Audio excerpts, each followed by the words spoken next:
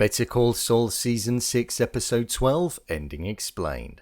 Well, the penultimate episode is finally here, and what an episode it was. Waterworks definitely delivered in all that it promised and insinuated with the return of two characters, plans going wrong, and a setup to the final episode that makes you think that the game could well be over for Jimmy. So with that, I thought I'd recap, break down, and explain all that there was to take away from episode 12 of Season 6. So let's get into it. Here is Better Call Saul Season 6 Episode 12 Ending Explained. Just to let you know, this video will contain spoilers. Episode 12 of the show saw us open in a timeline that looked as though it was in the Breaking Bad era, due to the fact that we saw Jimmy as Saul in his office as we know it in Breaking Bad. We saw him playing around with a ball on his wall as a distraction to avoid somebody entering, and it became pretty clear as to who it was when we saw him look down at the documents in front of him, where we saw that it was the divorce papers that Kim had served him, and she was there to sign them. He was nervous about seeing her, as based on the timeline it was shortly after she had left him. We know based on when we first saw him in the office at the end of episode 9, it was around 2005, so it could well be at that time period. The fact that later on in the episode when we revisited that timeline, Jesse was outside and was working with Emilio, it showed that it was pre-Breaking Bad era. As Saul threw the ball at the wall, causing the pillar to fall, you almost expected a huge weight to come crashing down. But nothing did. It was a fake, and it almost symbolized the facade that Jimmy has in being Saul Goodman and the life that he was leading in its current state. After the opening sequence, we cut to the timeline of 2010 that we're familiar with seeing Jean in, but this time we were seeing it from Kim's perspective. We saw her living her life in Florida and going about her day-to-day in her job, working for Palm Coast Sprinklers, where it seemed as though she didn't enjoy it that much at all. Small talk in the office and mustering up the energy to type an exciting new chapter about something she doesn't care about was clear to see, and it was evident that it was something that she was just plowing through. We saw that she had a boyfriend, had friends in the area, and was living the traditional suburban life. But one thing I noticed specifically about the character was that she didn't make a single decision or give her preference on anything. Almost like she didn't know how to be this person that she was now living her life as. Whilst she was in her office, we then got to see the other side of the phone call that occurred in last week's episode, where Jean phoned Kim. It turned out that she did answer the phone and they hadn't spoken in around 6 years. We saw that Kim was rather emotionless when talking to Jean. In fact, she almost looked numb to the conversation that they were having.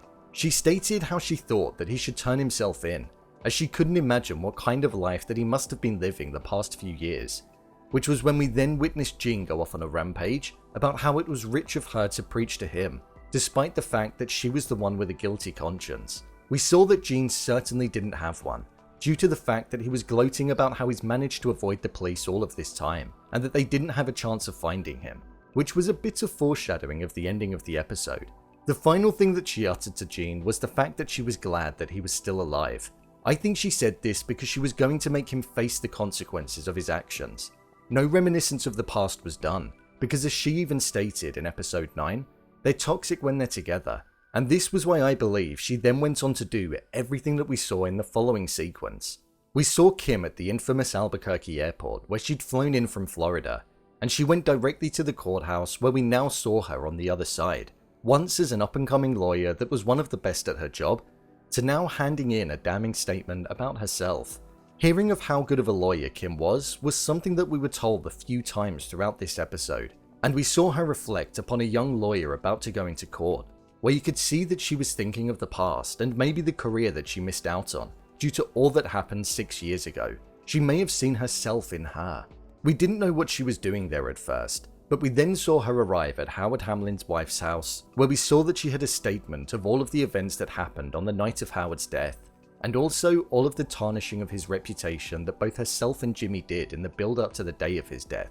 I think the phone call with Jean certainly was what triggered her to muster up the courage to be able to do this, but also hearing that Gus was dead and also Mike as well, it showed that there were almost no direct consequences to her actions anymore. It was just them and the law, if the judge ruled that it needed to go to trial. Once she left Howard's wife's house, we saw her break down on the bus, most likely due to the severity of all of what had just happened, but also because she was stepping back into her past, in terms of a mental and physical sense.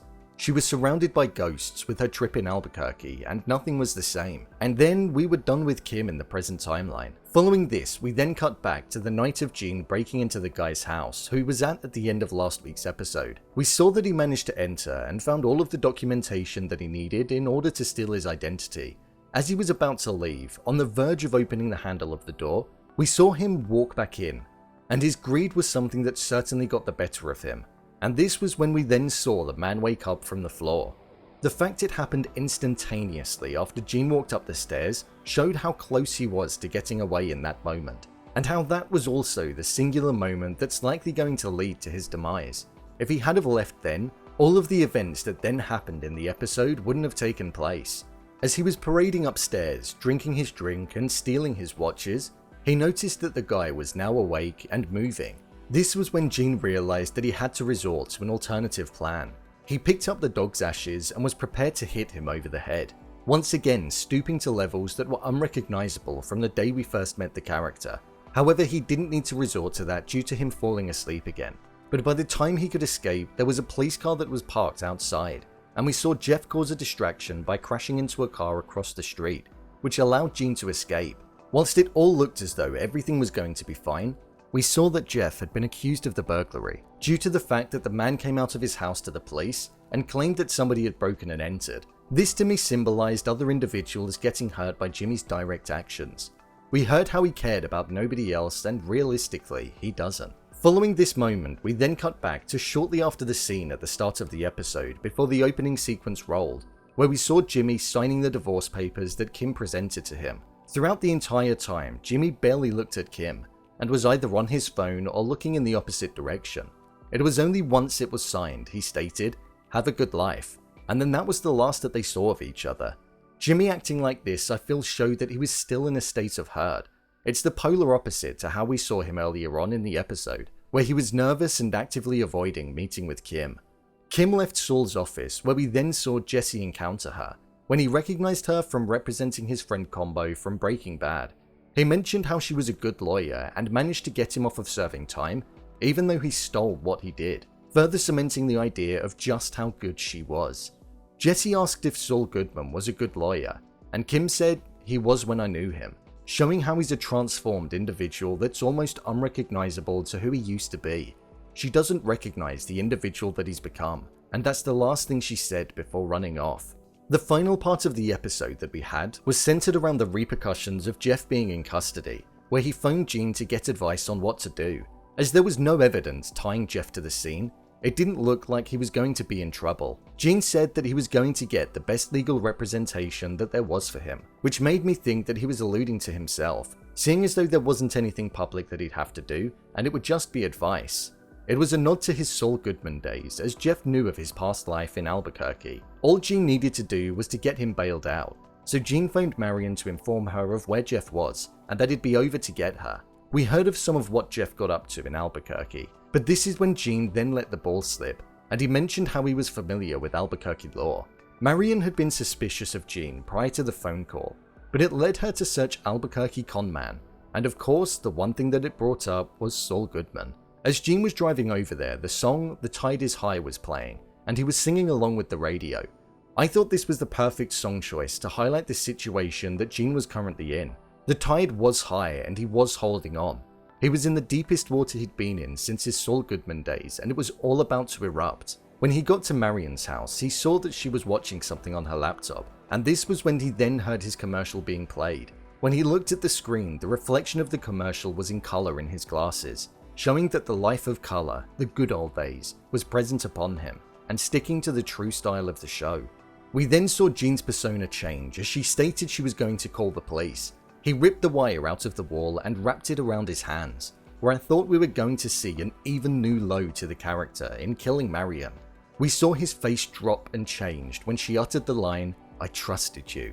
He appeared to soften, and this is what gave Marion the chance to press her emergency button and tell the woman on the other side that there was a criminal in her house, a wanted man, and that his name was Saul Goodman. A powerful line that we've longed to hear. The worlds are now colliding and it's going to go public. This led Gene to run out of the house, and then it cut to black as the credits started rolling. I thought this was a fantastic episode. We're seeing the world of Jimmy, Saul, and Gene collide, in the sense that the mistakes as Gene led to the revelation of Saul Goodman, whilst Kim is also revealing all about what herself and Jimmy did. There is now truly nowhere to hide for him. I'm looking forward to seeing all that unfolds in the final episode of the show, as I can't quite possibly predict how it's going to end. Right now, Gene has nothing going for him and nowhere to run, so it doesn't leave him with many options. The show has gotten better and better every week, and I'm anticipating an explosive finale. So, there you have it. Better Call Saul Season 6 Episode 12, Ending Explained. If you want to see more videos on Better Call Saul such as endings explained, theories and predictions, and character breakdowns, then click on the I button, or alternatively you can head over to my channel where you'll find them all. If you want to give me a show or movie that you'd like me to review, then head over to my Twitter, @BrainPilot_, and tweet me what show or movie you'd like me to review next. And finally, if you'd like to see what I rate the latest movies that don't quite make the cut to getting a dedicated video, then head over to my Letterboxd profile. It's where I rate the latest releases in real time. What did you think of episode 12? Leave a comment down below, and don't forget to subscribe. I'll see you next time.